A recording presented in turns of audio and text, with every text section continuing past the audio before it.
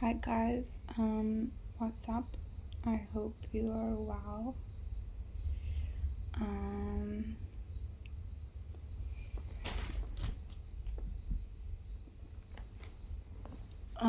It's me. If you don't know who me is, my name is Amira. I am a artist, writer, poet, director, badass bitch. Okay, no, scrap that. I'm not a badass bitch. I am all the other things though. And this is Playing Cards, where I talk about all kinds of things. It's not always the best setting, but I hope like homies are here for the message and not for, the look of things. This is a general chat, check-in. There's so many things I want to talk about, so many things that I've been thinking about, like downloads, random thoughts,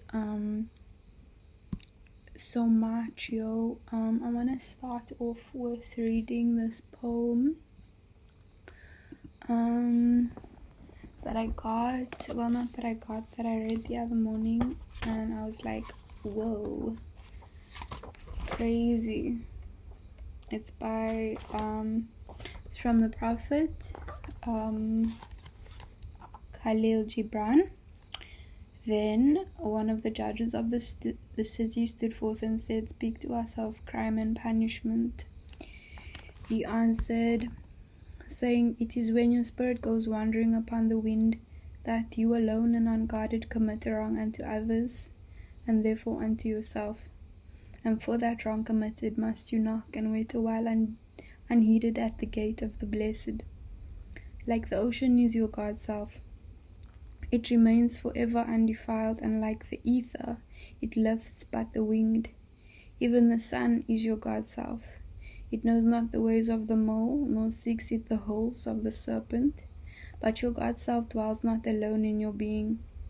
Much in you is still man, and much in you is not yet man, but a shapeless pygmy that walks asleep in the mist, searching for its own awakening.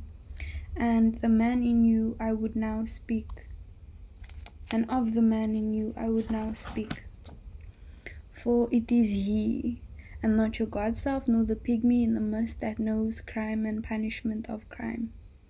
Oftentimes I have heard you speak of one who commits a wrong as though he were not one of you, but a stranger unto you and an intruder upon your world. But I say that even as the holy and the righteous cannot rise above the highest which is in each one of you, so the wicked and the weak cannot fall lower than the lowest which is in you also. And as a single leaf turns not yellow, but with the silent knowledge of the whole tree, so the wrongdoer cannot do wrong without the hidden will of you all. Like a procession, you walk together towards your God self. You are the way and the wayfarers. And when one of you falls down, he falls not for those behind him, a caution against the stumbling stone. And he falls for those ahead of him, who though faster and surer of foot, yet removed not the stumbling stone. And this also, though the word lie heavy upon your hearts, the murdered is not unaccountable for his own murder, and the robbed is not blameless in being robbed. The righteous is not innocent of the deeds of the wicked, and the white-handed is not clean in the doings of the felon. The guilty is oftentimes the victim of the injured, and still more often the condemned is the burden-bearer for the guiltless and unblamed. You cannot separate the just from the unjust, and the good from the wicked, for they stand together before the face of the sun, even as the black thread and the white are woven together.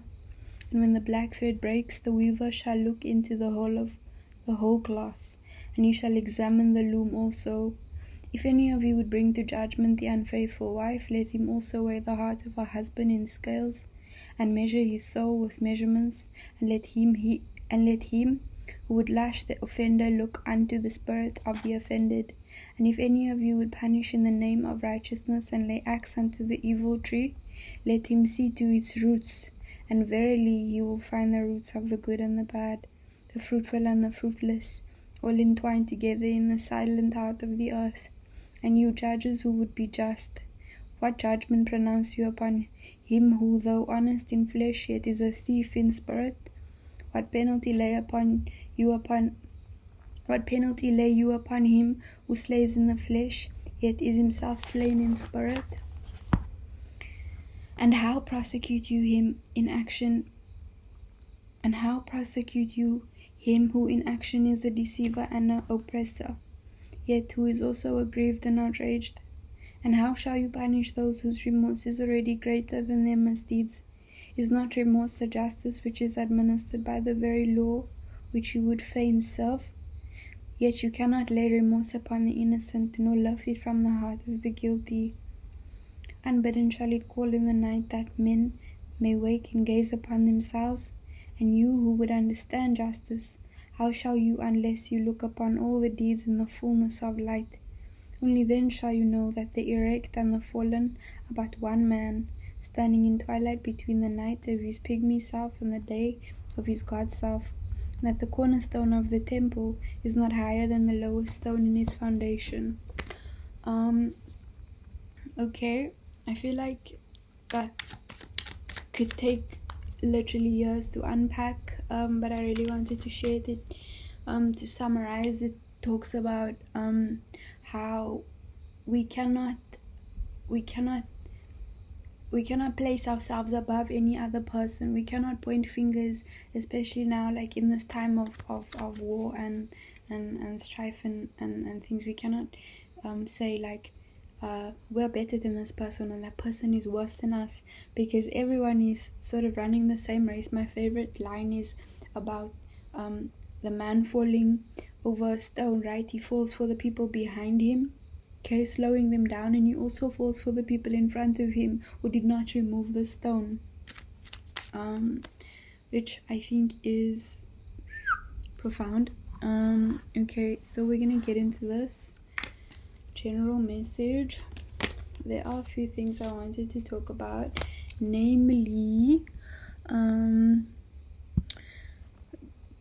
the 7 deadly sins, transmutation of sin, and mudras. Let me just find this document. I hope I have enough time, but obviously this is my channel and this is my line, so I have all the time that I need, really, and want. It's just about really like worrying if people are gonna pay attention, or like all of this kind of issue, when it's like, doesn't really matter, yo. If my readings only reach and hit people 20, 30, 40, 50 years from now, you know, I done the work and I did what I was being guided to do. So if nobody gets it, it's not the time to be gotten. Okay.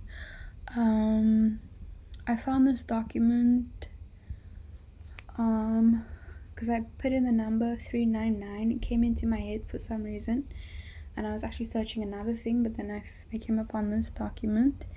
A mudra is a symbolic or ritual gesture in Hinduism and Buddhism, while some mudras involve the entire body. Most are performed with the hands and fingers. Mudra in Sanskrit is spiritual gesture and energetic seal of authenticity, employed in the iconography and spiritual practice of Indian religions. Okay,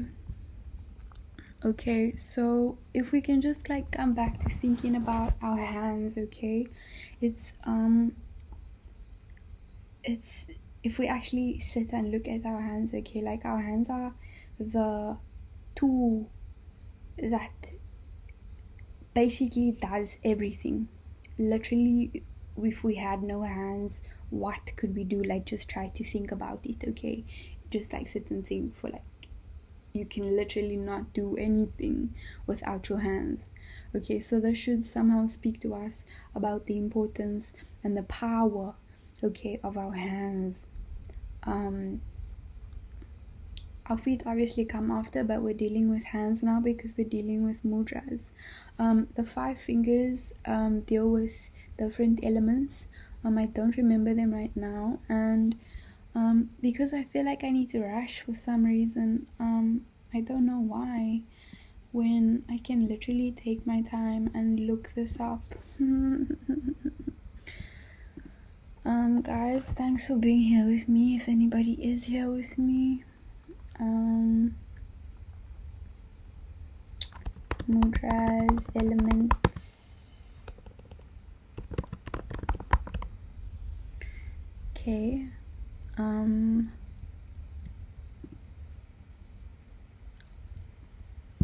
Okay, so the thumb is fire, the air is your pointing finger, space is the middle finger, earth is the ring finger, and water is the pinky.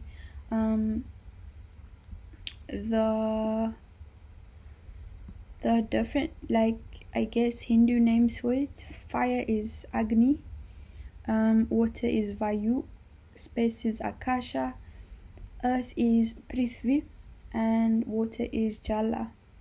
Okay, I'm just gonna go through this document and show you guys the different mudras, but please, in this document there are probably like thousands, okay, but please look them up if you're interested in this.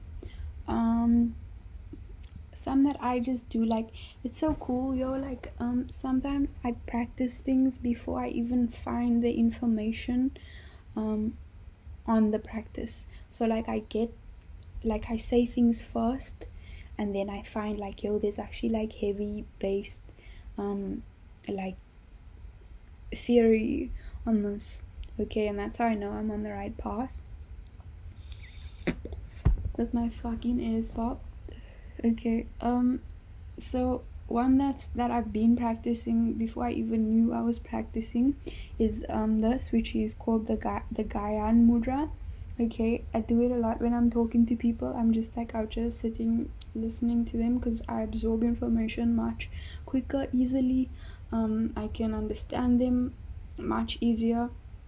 I can just like hear them clearly, okay, so I'm just out just standing like this. It doesn't have to be an overt thing, but just for yourself, okay. So this is the Gyan Mudra of knowledge, okay.